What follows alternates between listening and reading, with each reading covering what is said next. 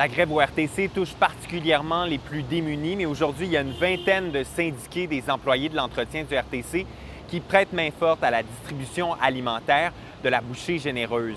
En raison de la grève qui sévit depuis maintenant une semaine, plusieurs syndiqués ont voulu assurer un transport pour des usagers de l'organisme, dont plusieurs utilisent l'autobus. Les bénéficiaires doivent se rendre par leurs propres moyens dans les locaux de l'organisme, mais pourront être reconduits chez eux avec leurs denrées alimentaires. Une des premières assemblées, une des premières choses que les gars ont dit dans la salle, c'est « On peut-tu donner un coup de main pour la clientèle vulnérable? » Donc, on le sait que c'est pas sexy, la grève du RTC, là, mais reste que derrière ça, il y a des gens de l'entretien qui ont bon cœur. Selon la bouchée généreuse, 1600 familles reçoivent de l'aide alimentaire chaque jeudi. Et lors d'une précédente journée de grève du RTC, le 22 mai, il y a 300 familles de moins qui s'étaient présentées à la distribution alimentaire. La grève, c'est extrêmement important. Il ne faut pas enlever le doigt aux grévistes, mais cette grève-là aussi a un impact extrêmement fort sur la population démunie, aussi sur la population sans voiture. C'est un beau geste d'entraide.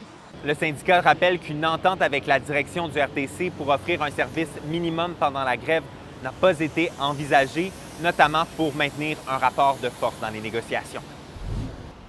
Les 3 employés d'Air Médic et la patiente, tous décédés dans l'écrasement d'un hélicoptère sur la Côte-Nord, ont été honorés aujourd'hui à Québec. Une cérémonie a eu lieu ce matin au pied du centre Vidéotron. Le drame est survenu lorsqu'une équipe d'Air Médic s'est rendue sur la Côte-Nord le 20 juin dernier pour effectuer un transport préhospitalier d'urgence auprès d'une touriste américaine. Je rappelle qu'une 5e personne se trouvait à bord de l'aéronef et elle a survécu à l'écrasement. Une athlète de Québec du Rouge et Or de l'Université Laval se démarque déjà en compétition d'athlétisme après seulement 7 mois d'entraînement à temps plein.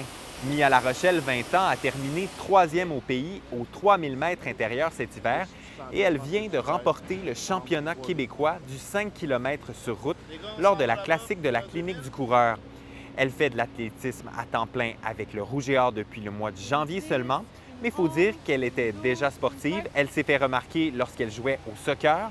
Une blessure l'a encouragée à se réorienter vers l'athlétisme. C'est tellement nouveau pour moi, je ne suis pas vraiment consciente encore de mes temps, puis genre mon talent, mon avenir, tout ça. Elle est donc à surveiller. Bonne journée!